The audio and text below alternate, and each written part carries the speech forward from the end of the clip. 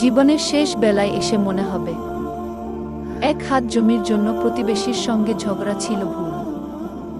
রাত জেগে মিথ্যা স্বপ্ন বুনে কারো সঙ্গে চ্যাট করাটা ভুল ছিল। কাউকে কষ্ট দিয়ে কঠিন কথা বলাটা ভুল ছিল। দুর্বল কাউকে ভয় দেখিয়ে নিজের ক্ষমতা দেখানোও ভুল ছিল। শেষ বেলায় মনে হবে ক্লাসের সবচেয়ে মেধাবী ছাত্র না হলেও জীবনে খুব বড় ক্ষতি হয়নি।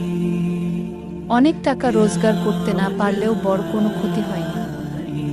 জীবনের শেষ সময়ে এসে কষ্ট ছাড়া একটু স্বাভাবিক মৃত্যুই হবে শেষ চাওয়া।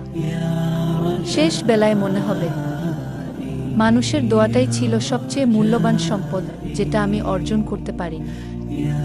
মানুষের মনে কষ্ট দেওয়াটাই ছিল সবচেয়ে বড় ভুল। শ্বাসকষ্টের মাঝে আটকে থাকা নিঃশ্বাসের কষ্টে শুধু মানুষের দোয়াটাই মনে হবে সবচেয়ে মূল্যবান। অথচ এত কিছু ভেবেও আমরা যৌবনকালে নিজেদের নিয়ন্ত্রণ করতে পারি না।